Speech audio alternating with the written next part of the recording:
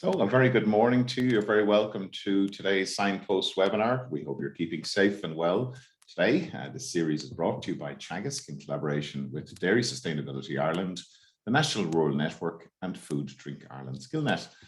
So as we continue our focus on heritage, as part of National Heritage Week, and today we're going to be discussing traditional farm buildings and their protection. And I'm delighted to be joined by Anna Meenan, Project Manager with the Gloss Traditional Farm Buildings Grant Scheme with the National Heritage Council, and Dr. Catherine Keena, Countryside Management Specialist with Teagasc. You're very welcome, Anna, to the Signpost webinar series. Many thanks, Mark. Delighted to be here. And good morning to you, Catherine. How are you today? Good morning, Mark. Great. So Anna, could you tell us a little bit about the work that you're doing in the Heritage Council, so to give our viewers an understanding of what happens you're based in Kilkenny, is that right?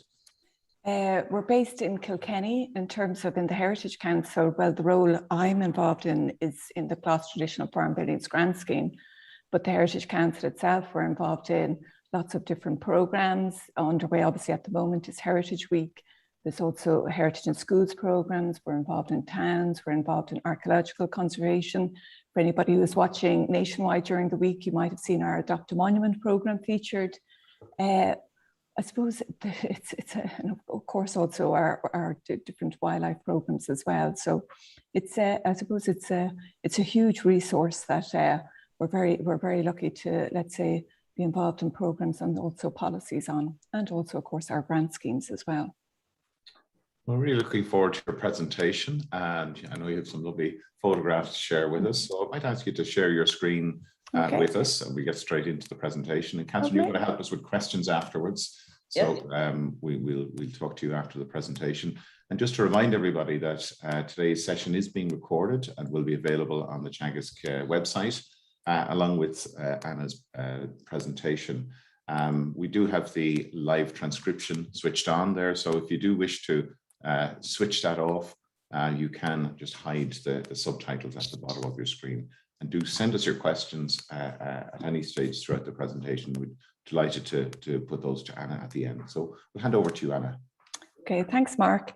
Good morning, everybody. I've enjoyed listening into the talks, and I hope people don't mind. I'll be talking through my notes. It's going to help me not go on a tangent. But what I'll say, and I always say this in terms of this scheme, is that it had a novel starting point. Its funding source is in an agricultural measure to protect the environment. And it's always been considered that the recognition that these buildings as being worthy of support in the environmental protection context is considered groundbreaking. The grant scheme, it was conceived of and valorised as a contribution to the conservation of the rural landscape character through their repair. Like it's in the RDP, what it states in terms of the objective is that it's to ensure that traditional farm buildings and other related structures that contribute to the character of the landscape and are of significant heritage value are conserved for agricultural use. So landscape heritage use matter. Landscape painting in Ireland often chooses as its theme the subsistence dwelling, set in the picturesque surroundings that sustain a mode of life. I suppose Paul Henry is the most famous in this. In Ireland, vernacular built heritage is practically synonymous with thatched roofed houses or cottages. They play a central role in the symbolic self-understanding of Irish people as rural, self-sufficient and resourceful. I suppose that this image has come under threat as a result of the forces of cultural modernisation, particularly in the latter half of the last century. And it's beginning to represent an ideal rather than a lived reality. And our particular concern is that if the image of the vernacular is fossilised, it will be seen to have disappeared, and it is very much part of our living tradition. The public value of the landscape continues to justify the funding for this scheme. House long gone, but outbuilding still remains. We support the conservation of many vernacular buildings on this scheme, and also most of the buildings that we support on the scheme, they're not, let's say, protected under any particular legislation, such as, as a protected structure. And vernacular built heritage in particular is connected to its immediate context. The building, it doesn't exist in isolation, it's created from its surroundings. This is a building just few miles west of the Cager Fields in North Mayo that was supported. The scheme, it's always been aimed at getting farmers to put a cultural value on their building, and we've always had a question on the form asking farmers to tell us about its heritage interest. Just to note that there's a hill just cropped off to the left of this photo, and it's known as Slate Hill. That's how it's known locally. And that's the hill which provided the roof covering and the walls of this particular building. It's not named on any map, but was told to us by the farmer when informing us of its cultural value. Can you spot the farm building? This is a project in the Mam Valley in Connemara. You might see the red tin roof there. I suppose Mam, it's in terms of the Old Irish, in terms of mountain pass, language and landscape. And this is it, let's say, in terms of closer up. And also again, in terms of the wider surroundings of the landscape. And the reason why I'm showing this photo, it took at least 3 years before the applicant could provide that photograph, even though I had a number of discussions with it. It's almost that he knows the building so well that he couldn't consider in terms of the landscape. It's the interconnectivity of everything. Like, we look at the landscape, we look at the building, we look at the materials, we look at the people, but also the thing I always kind of try to, I suppose, elaborate is that it's called the Traditional Farm Buildings Grant Scheme. So, but what we take into account is its cultural heritage value, its landscape value, its habitat value, the environmental sustainability, and also what we call best value, including value for money. So value for money matters, but it's also the other values that matter just as equally. The emphasis in terms of the actual works or the projects is on the process rather than stylistic or aesthetic results. From the very beginning, in devising the detailed aims of this scheme, we set out to encourage the owners of the buildings to carry out the repairs themselves. I suppose farmers always have had a reputation for being hands-on. And also, the farm buildings aren't for human habitation, and this gives us scope for experimenting with traditional building techniques, as in a sense, I suppose the stakes are lower. One of our ambitions of the scheme is using materials gathered from the locality as far as possible. I suppose it's both sustainable and affordable. The farmer in the previous photograph on the left, that's Tommy Crehan in Galway, and this is his project, which is really quite exemplary. And those materials that were on display on the table are the materials that he used for carrying out the repairs here, and most of which were sourced from his own land, including the yellow daub, which is provided, that, let's say, the mortar or the pointing for that building. This is a very special case. This is the work of the daughter of a farming couple in County Mayo. She's a young woman in her early 20s. She wanted to carry out the mortar repairs herself, had never done it before. She had hoped to get the mortar of the building analysed, but there was quite a long waiting time, so she decided to try and match it up herself as closely as possible. That photo in the bottom right, that's an example of her mortar mix 7, and this is what she states. Colour is too orange when compared to the original mortar. Similar setting properties to mortar mix 6, soft and setting rate slow, easy to apply, not sandy looking enough compared to original mortar mix. The collection of sample proved to be quite difficult, and it was very overgrown and only visible in 2 locations. The colour is too strong of an orange. There's also not enough aggregates showing through the mortar. Next sample, mix sand with Grandad sand to increase aggregates. Keep lime content high to try and encourage a better setting rate. And it's Grandad sand because this was Grandad's farm, which she has taken on. And you can see the effort in terms of the top right of the various mortar mixtures she tried. I think it was 25, and in the end she went with mortar mix 24.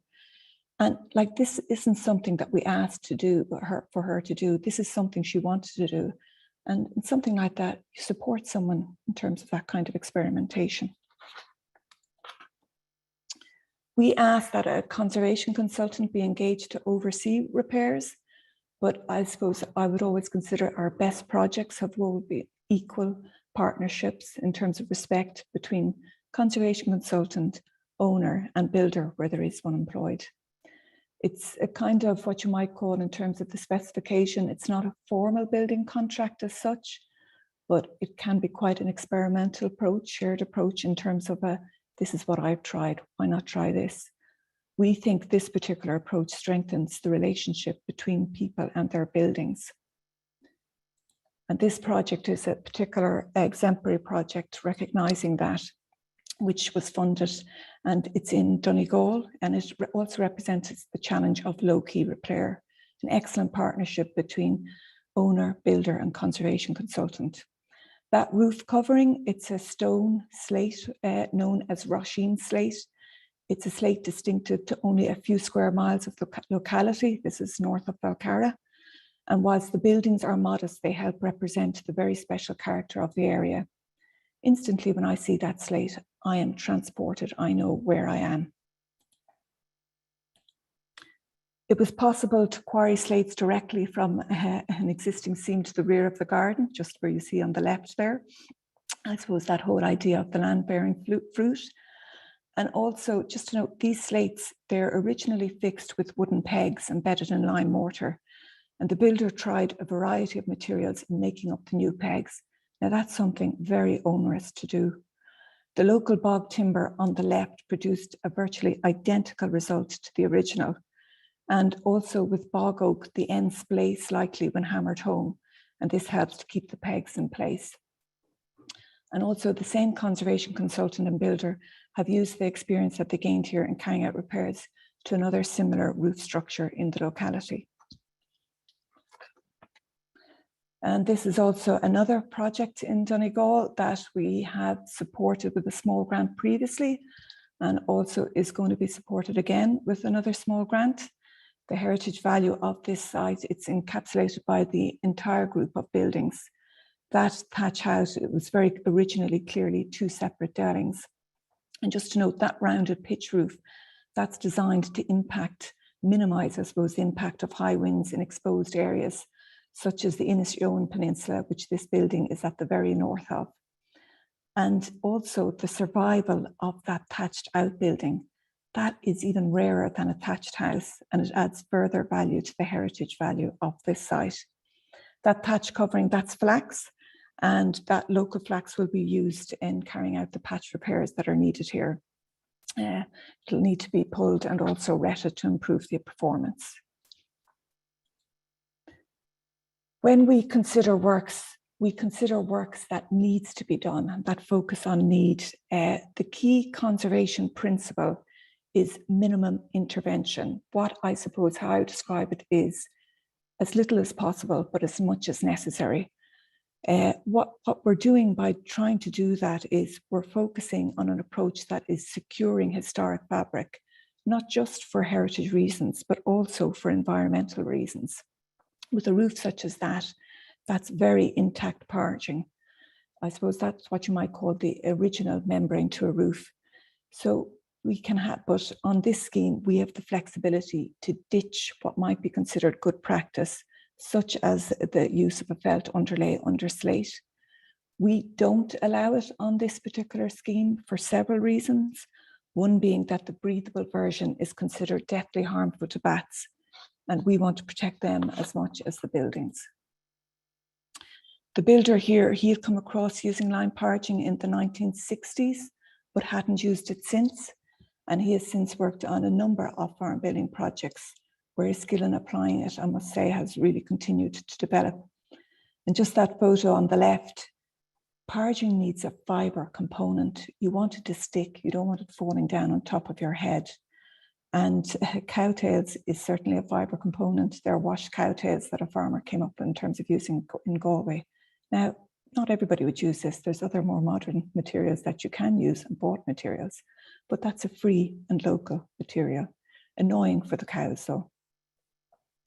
And I suppose another reason that we want to support purging is that we very much want to support traditional skills on this scheme, including the wet trades such as the plasterer. I call that beauty and utility. So if someone can apply lime purging to the underside of slates, they can also apply lime renders to walls. Our focus is on retaining and reusing as much of the materials on the buildings as possible. This is a Killaloo slate building. Now, Killaloo slate, it's actually acquired in Portroe, but it was exported all over the world and obviously left on boats from Killaloo. Now, that roof, it's slate in diminishing courses. Very great effort was made in terms of retaining and reusing as much of the slate, but no matter how much care you use, there is going to be a shortfall. So you have to consider the slate that you're going to use in terms of the shortfall.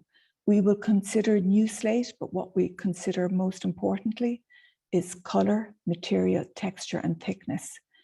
And its secondhand slate is going to be used. It must be soundly sourced.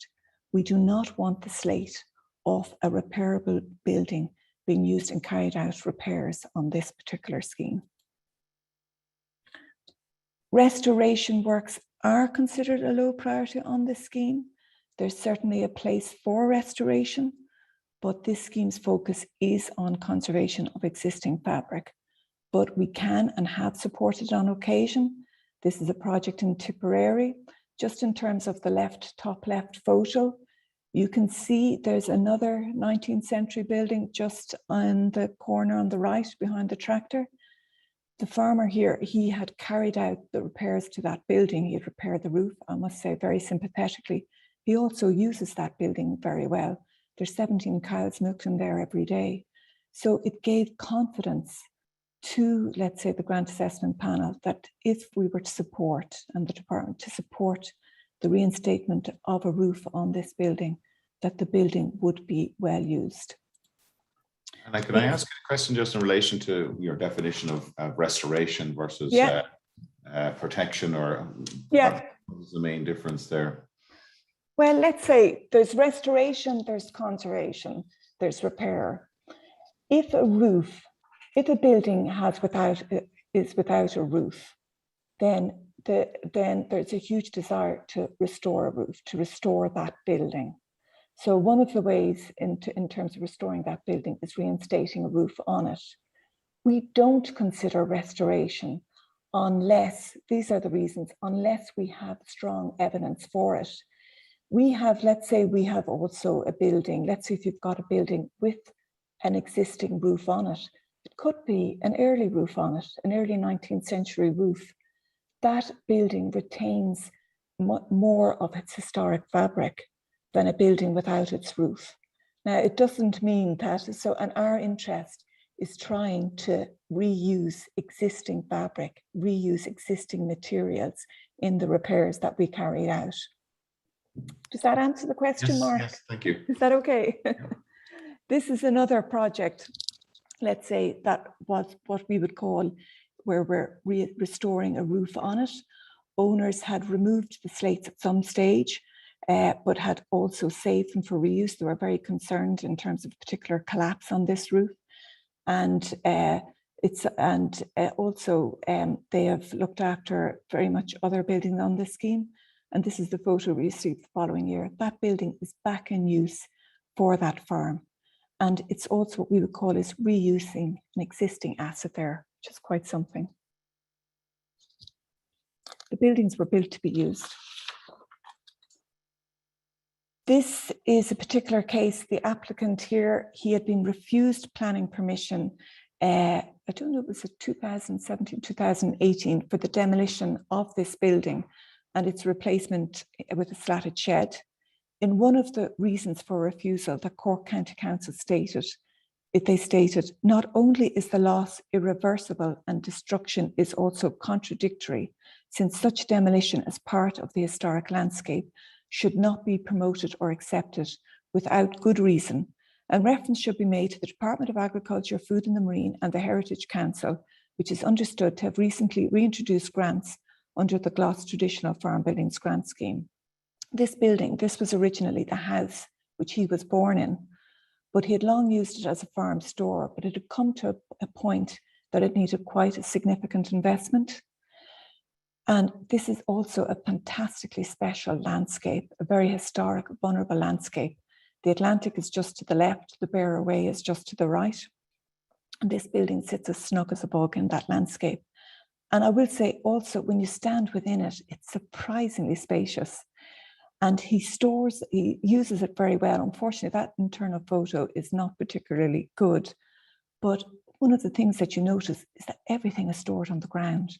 Look at all that empty space above. He could even be getting a much better use out of that building. This is June Burke, sheep farmer in County Mayo, but she's also a wool spinner, a crafter, a maker. So the building has a variety of different uses for her in terms of her farm and how she farms and how she, let's say, in terms of her environmental use. Another, I suppose, incredibly useful purpose for these buildings is serving as homes to wildlife.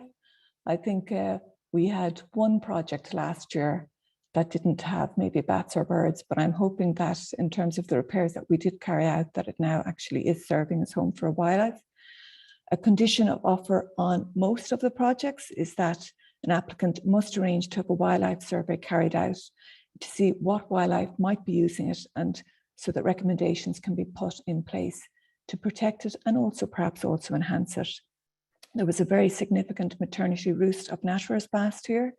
An applicant, stonemason, conservation consultant worked very closely with the ecologist to protect that roost and also to ever increase the potential of that building.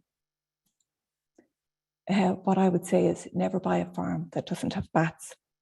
This is a building, I received the Bat Bird report this week on it. It's a building we're supporting this year in County Meath. And it's the ecologist states that this is the first confirmed roost of whiskered bats in that county. And that's of any building, not just a farm building. There's also brown long-eared bats roosting there, common pipistrelles, swallows, thrushes, and I can't remember what else. The photo on the top right, that's a very exciting discovery for us. That's happened in the last few weeks at a building in County Galway.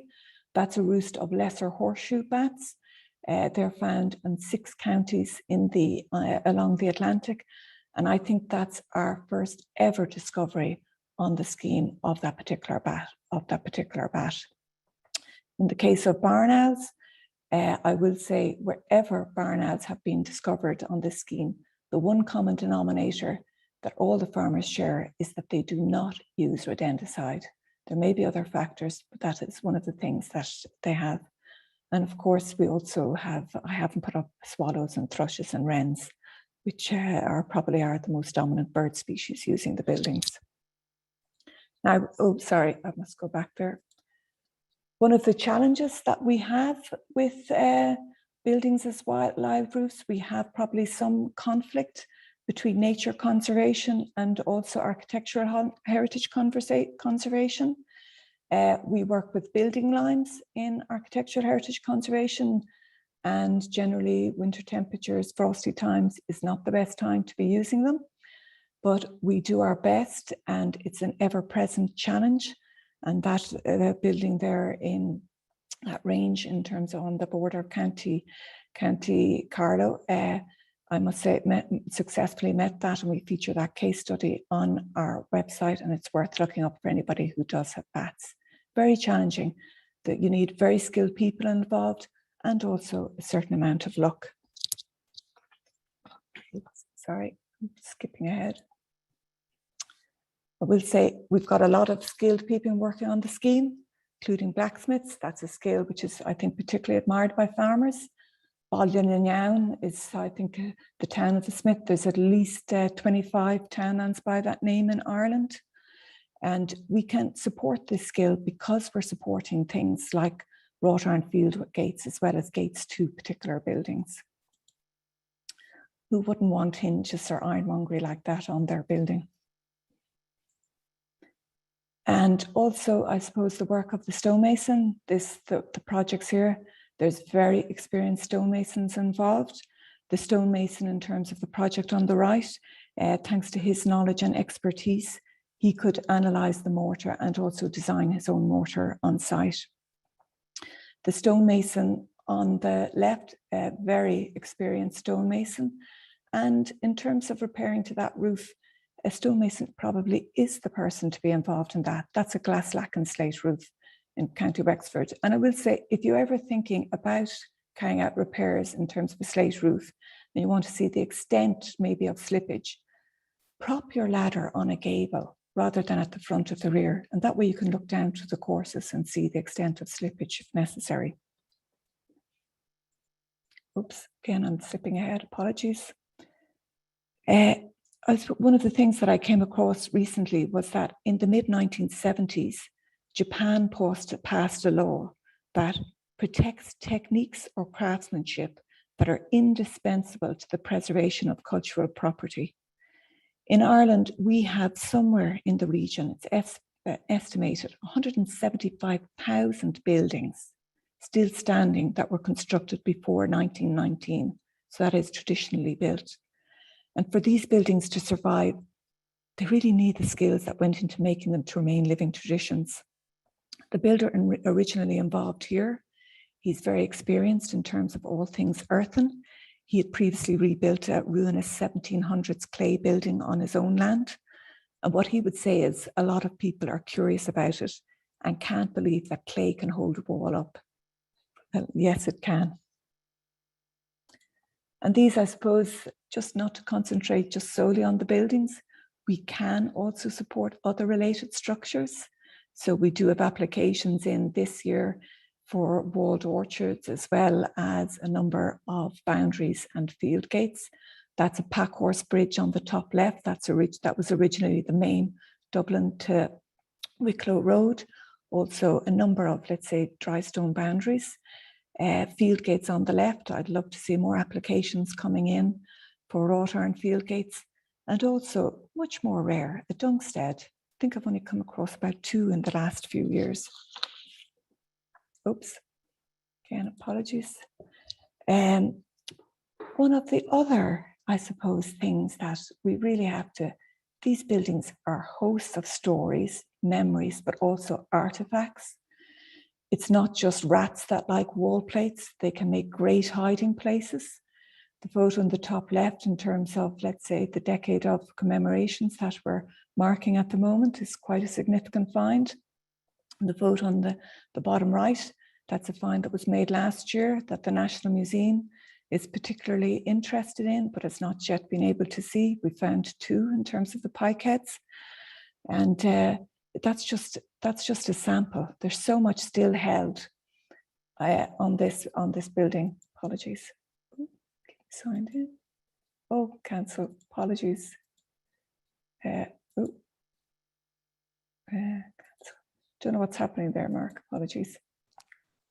It's just not moving on for you, is it? Yeah, no, now we're okay. This is a different laptop that I'm using. Apologies, people. Now, this is a fascinating collection of farm buildings in County Donegal, and there is some historical information on it. That main house, which is at the top right, it appears to have been established in around 1690, so in the 17th century plantation period. It was extended in the late 19th century.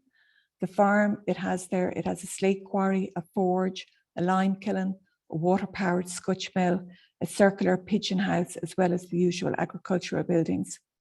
Most of the buildings, they appear to date from the 19th century, and that's some of the buildings that we're supporting. But also, we found a souterrain.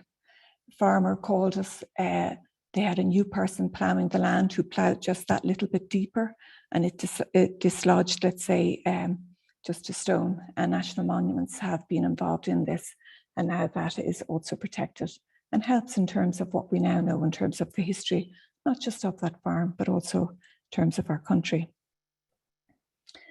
This is probably one of the more unusual structures that we've supported on the scheme in terms of the left. The scheme, it is called the Traditional Farm Buildings Grant Scheme, but in gloss, and we do state this, that we can support other traditional buildings only where it is clearly demonstrated they are in long established active agricultural use.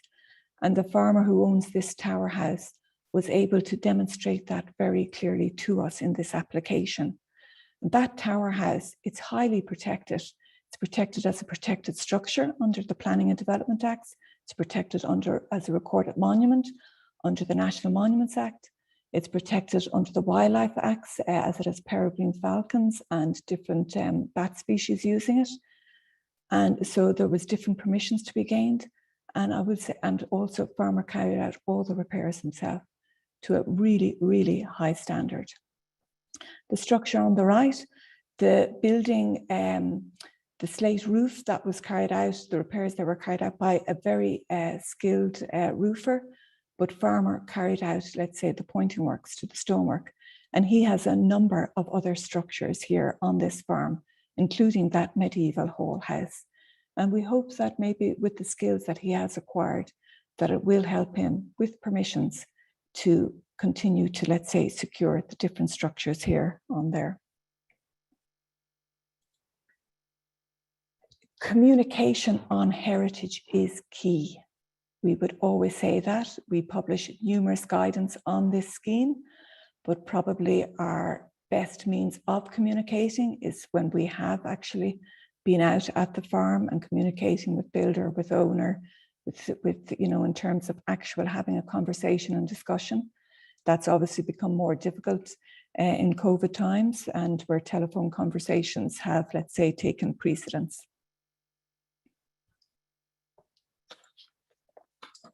One of the conditions of the grant, we're always interested in extending the value of the grant, is that people must do something in terms of extending the public benefit of the grant. So a lot of farmers have held open days on their farm. That's probably the most popular means of doing it. And I will say, as a heritage body, it allows us to reach a farming community in a way maybe that we wouldn't be able to otherwise.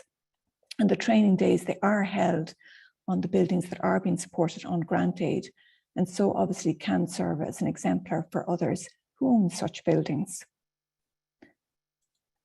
We've also organised training days with other organisations, such as the Building Lines Forum of Ireland, and we're funding a training day at Shankill Castle, Paulstown in County Kilkenny that was supported last year under the scheme.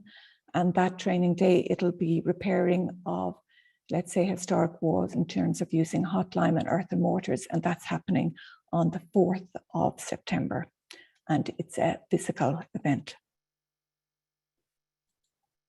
We also feature quite a number of case studies on the website, as well as now short films. And I do know that people are watching the short films, and they're also looking at those case studies where we've put up some very good detailed photo examples. Now, this is the work of a systems builder. Now, a systems builder, you know, they can build new, but we also know that we need people to know how to repair traditional load-bearing masonry. But I must say, this is a very good first attempt.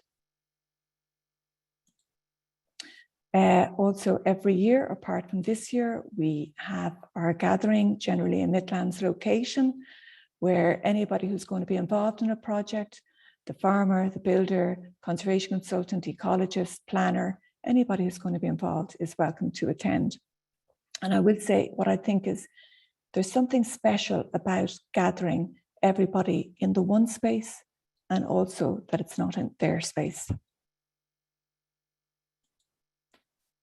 I suppose what I would say is, what next? We're in transitional arrangements this year and next year in terms of the scheme. We think we're doing good work on the scheme, that good things are happening. But what could we be doing differently? I would say we have our own ideas, but I'd really be interested in terms of hearing from others, what they could see in terms of how this scheme might change, how we could improve it, how we could enhance it, how we might change it, what's worth doing. So one of the things that I always think about, and things in terms of the scheme, they're contributors to the landscape. They're hosts of memories and skills. They're a useful resource. They're a host of embodied energy. You know, there's so many different things to them. They're a wildlife habitat. They're also, and something that I suppose we don't think about is the beauty that they contribute to our landscape. But I honestly don't know how I can quantify that. And I always end on this slide. If you're allowed to have a favorite grant applicant, this lady is it. Thanks for listening, and apologies for the little glitches in this. That's great, Anna. Thank you so much, and really enjoyed the presentation. And it's nice not to be looking at graphs and text for a change. So really do. We have them, but I thought I'd leave them out. You spared us. I did. A lot of questions coming through there from people around buildings that they would love to conserve, but they're not in the GLAS scheme.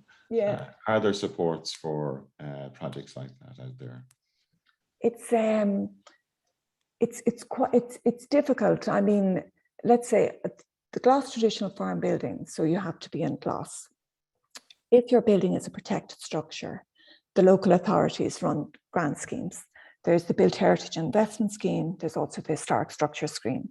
Also, when I'm saying last year, this year, for the first time, there was a pilot scheme for a vernacular structures fund.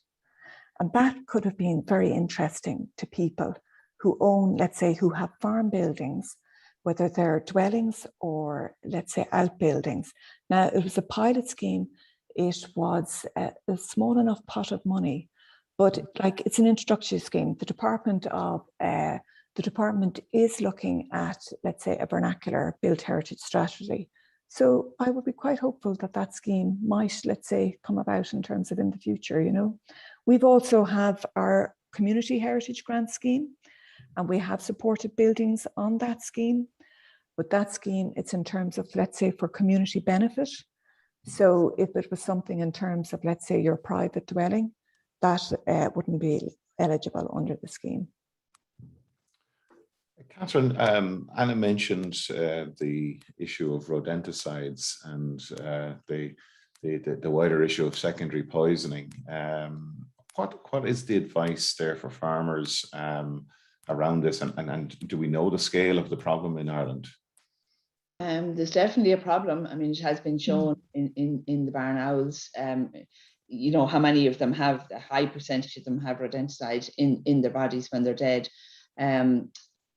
Now, I suppose ideally use none. Go back to the cats, the traditional way. The number of farmers I would see who don't use it tend to have cats around the place. But then for the general, we're not going to, I'd say maybe, I don't know, just on GLAS courses, we did a series on each around the country, and I would say maybe 10% maybe weren't using it. That was just very rough. So for the others, they're probably not going to stop overnight. But most importantly, Mark, I think is the change from what we as advisors would have said way back as to keep it out all the time, to following there's a lot of effort gone into developing a code of best practice for the campaign of responsible rodenticide use. So I think every farmer, and it's not very well known, we've done our best, but it is difficult to get out there. So, and the big change in one sentence, I suppose, Mark, is rather than leaving it out all the time, if you do have an infestation, and we must say we do not want rodents around food on a farm, so we're not advocating for that. But if you have a problem, it's a case of blitz it, do it properly, record, you know. So the campaign for responsible rodenticide use is something perhaps we should cover at some other stage. But yeah. Thanks, Catherine. And just a final question from me, Anna. You mentioned the term fossilization, I think, of some of our built heritage. Can you elaborate on that for me? Well, see, one of the things I suppose is that, you know, I meet people, you know, you're going around the country, and obviously it's also, I'm particularly interested in vernacular buildings. There's still people, let's say, living in their thatched house, you know.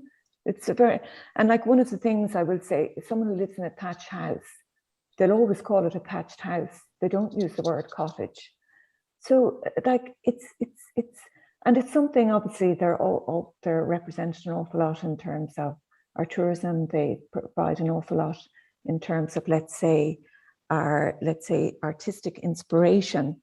But we need people living in them. We need people, you know, and if they're not living in them, in terms of using them in some way, you know, it's still possible in this day and age to serve as a comfortable home. You know, that's. No, I agree with you. I think we can't repair these buildings and wrap them in cotton wool and just pack them away neatly. I think the best sustainable use for them is to actually make. Can I just add, that project in Donegal, the ensemble, which has the slate roof, the tin roof stable, the thatched out building, and the long thatched house, that thatched house is not lived in, but one half of it is in use as his workshop. It's a very good active use for that building. He's in and out of it every day. It's also well ventilated because the door is open and all of that. I think what he could also be doing is lighting a fire there, just one or two sods, if not every day, every second day, in terms of, let's say, keeping that thatch dry, So it's possible. Just before we go to audience questions, just to remind everybody that we are in the middle of National Heritage Week, and there are hundreds and hundreds of events happening across the country to celebrate, free largely. I was just looking up in County Galway here, there's 76 events taking place this week, which is fantastic. Incredible. Incredible. So do look at, just Google Heritage Week, and you can pick out an area, I'm sure, which would be of interest to you. So Catherine, some really good questions coming through from our audience. Yes, and money talks, I suppose, Anna. And, we know that. Back to the actual glass scheme, can you give us a few examples of the range of projects each year, and maybe the amount they cost and a cost of the grant, or either a typical or the average, how much grant they get? The range of projects, we say we can support now between 70 to 80 projects a year. There was a time when it was, 40 to 50. So that's really good, I think there was 76 or 78 last year. Sorry, I don't have the quite thing. The grants range between 4,000 and 25,000 euro. So for a project of 4,000 euro, the grant, the total cost would have to be in and around 5,500, because the grant can be up to 75%. Now, it doesn't have to be that, and we state that. Grants last year ranged somewhere between 51 to 75%. But when we make an offer to someone, they always have at least 2 to 3 weeks and decide whether they accept the offer. It's hard to know. Like, we have some very small projects, 4 to 5,000, but we'd have ones that are, in and around, 15, 16, 70. And we also have quite a few in and around the 25,000 per job. Like, if you think of it, most of the buildings that we deal with, they're on the first ordnance survey maps. So they're at least 180 years old, in some cases older. So if you think of it, a grant of whether it's 4,000 or 25,000 is a very good investment in that structure. That's how we would see it in terms of its endurance and its durability. And we would see that then in terms of goodness knows how long more it could last with that investment, And Anna, having worked with you over the years, I think it's evolved slightly, and I know you were always keen to encourage farmers with small buildings with small amounts of work. We're inclined to think of the very grand. Now, the examples you were lovely, but that's something you want to encourage. It's something I want to encourage, and that's why I specifically wanted to include just a lot of small buildings that we've supported. Like, with grants generally, there can be a lot of management of expectations. There can be a desire, and a wholly understandable desire, to do everything. But the thing is, sometimes by doing everything, you can lose actually quite a lot. Like, one of the things that we try and do is we're trying to, let's say, keep a lot of the historic fabric that gives that building its character. So it's you have to be quite careful of, in terms of what you're doing. And also, you can also, the buildings aren't habitable. They're used for the farm. So things that maybe you could not get away with if you were living in a house, you can get away with in terms of a farm building. It's quite something in terms of how they can endure with, a little bit of, what I call, like, say, judicious works, And maybe just one more, Mark, before I go back to you. I know you use the word weatherproofing a lot, and there's one question there about, is it better to put a modern roof on an old building to help preserve it and make use of it rather than leaving it unroofed and falling away? That's a general question. So I'm going to be careful about this. Like, I would think if it's your building, and you might have, let's say, you don't want it to get any worse, and you might think that at some point in the future that you want to use that building, you could think about putting what I would call, say, a very kind of cheap, a very cheap weatherproofing roof on it. You know, I do know people who've put, let's say, what I would call, you know, a very light timber with galvanized sheeting on a particular building, just to, let's say, safeguard it. You're not having water coming down the wall tops. And it means that it's giving them the time. Now, they're not in gloss or anything, but it's giving them the time to think about, when they do have the resources, what they could do with that building and how they might use it, you know. Now, is there any advice you can offer farmers when it comes to choosing a builder and a conservation architect, when it comes to getting the best advice and getting that team in place? Oh, what advice? What you could probably, well, definitely have, first of all, have a conversation with someone. And I always say, like, first, you know, you have to feel comfortable with whoever you're talking to. That will kind of matter. But like somebody, let's say, I would talk to somebody in terms of, and chat to them in terms of the kind of work that they have been involved in and what they might have worked on. And somebody who has worked, let's say, in stone in particular, or on old buildings, they would tend to wax lyrical because they have such a love for stone. And that's usually a very good starting point. The same way, if you, let's say, with thatch, I would say in terms of thatch, whatever about looking when something is newly thatched, see the works maybe that thatcher has done 5-6 years ago and see how that roof is. So you're looking, so if you can also get to see something that they have repaired, and also maybe talk to somebody who has worked with that builder, that would be also another point, you know. That's good advice. We had Hugh Carey last week from the National Monuments Service. That's right, yeah, I was listening. And a really fascinating presentation from Hugh. And one of the points we discussed was the common agricultural policy and the maybe the lack or the apparent lack of mention of archaeology in the future plans. Are you happy about the direction which the CAP is going around these heritage buildings, or what would you like to see happening? We're in the middle of a consultation period now at the moment. Yeah. For the CAP strategic plan in Ireland. Yeah. We certainly want to see the farm building scheme continue, you know, in terms of agriculture. We feel it's kind of very much embedded within it. But we've like, one of the things that I've thought about, particularly in the last couple of years, that doesn't come a lot up generally, not just in terms of the historic farm buildings, but generally all our historic, you know, buildings, is like, you know, we're part of the EU Green Deal now, and you know, there's an awful lot coming down the tracks in terms of retrofitting, and like, we have this massive existing resource in terms of historic buildings, massive. They're all over the country, and they are wholesome embodied energy. The materials are already there, they're in them, they've already been built, it's there. So we're not using the energy to do that. We need to do much more work in that area. That's something that I would like to, let's say, do more on, let's say, particularly for the scheme.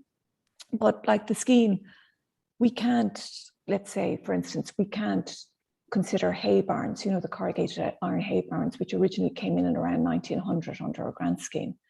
There's at least 50,000 of them around the country. We can't grant aid them under this particular scheme. Should we be also looking at them? Should we be looking at the gloss requirement?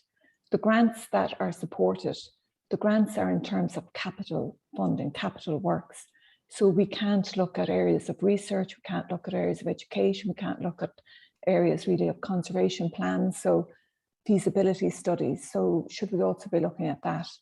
But we are interested, to be honest, in other people telling us what they might like to see, how the scheme could develop and change, you know. So do you have plans to have a public consultation or engage with the farming community around that?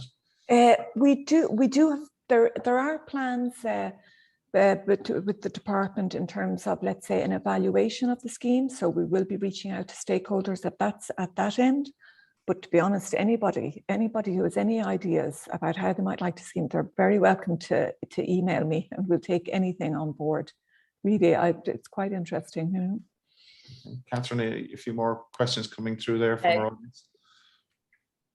Yeah, I suppose advisors wanting to know, or is there a plan for, we'd say, applications in 2021 and 2022, or any time scale, or any, and would REAP be eligible, or is it just GLAS at the moment?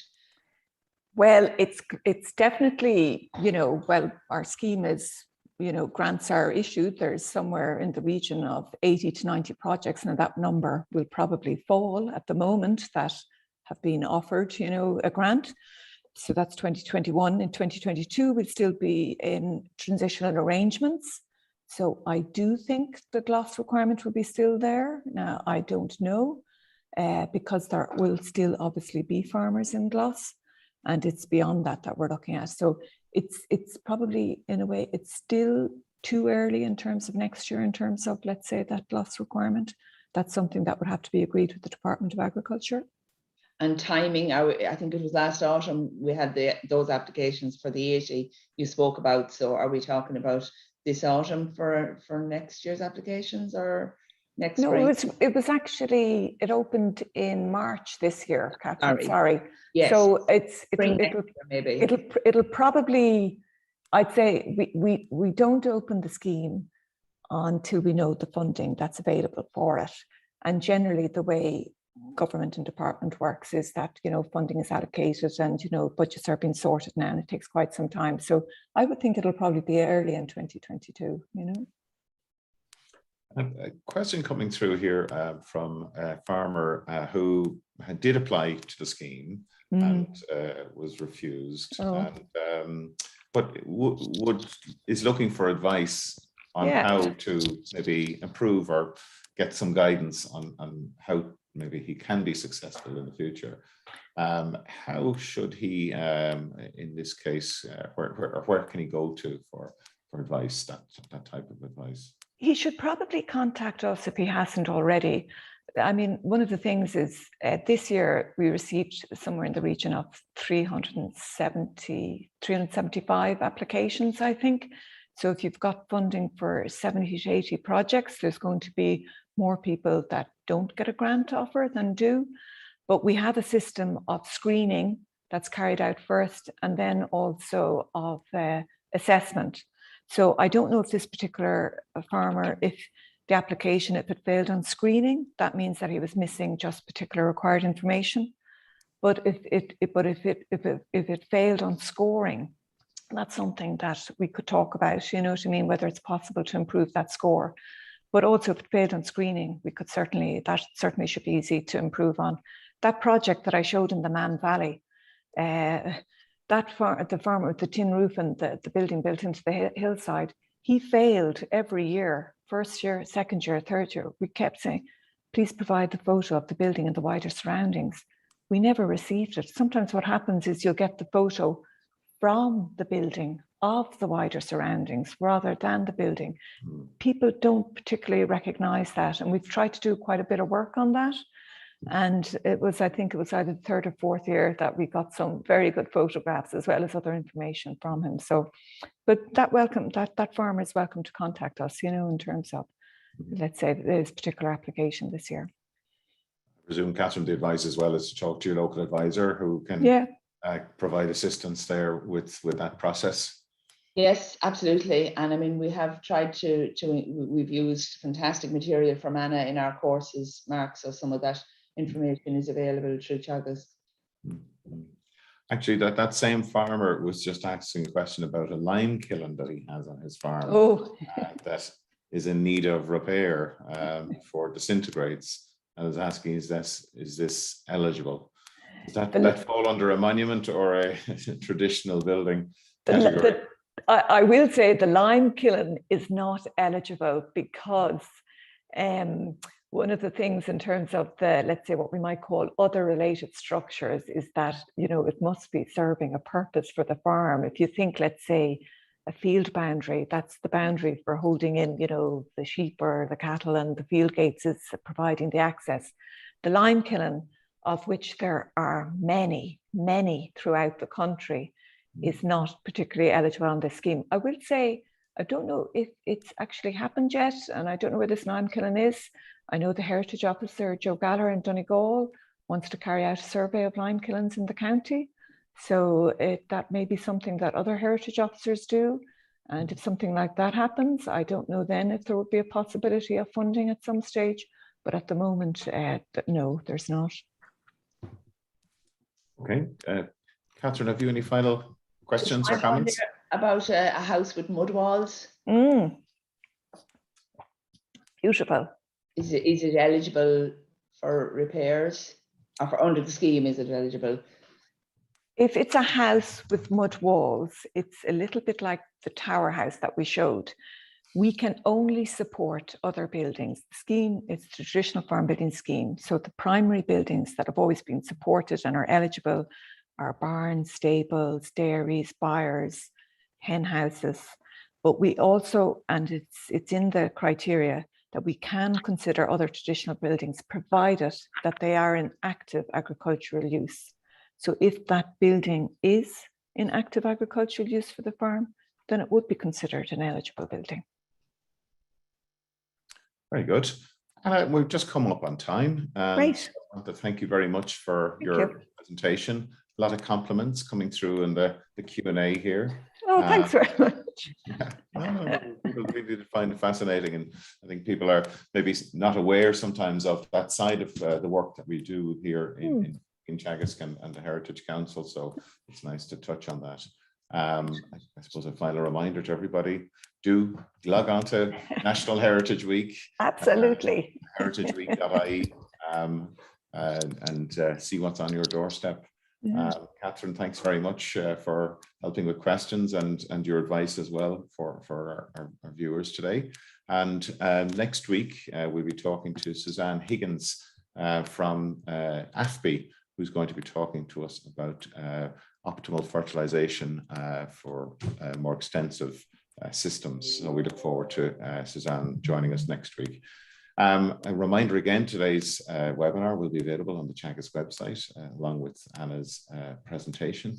So we do look forward to seeing you next week again. Thanks to our production team, Yvonne Maher, Andy Boland and Pat Murphy. And again, thanks, Catherine, for your help in putting together this part of the series. So we will talk to you all again next week. Thanks again. Thank you. Bye-bye. Thanks, Mark. Thanks, Catherine. Thanks, everyone.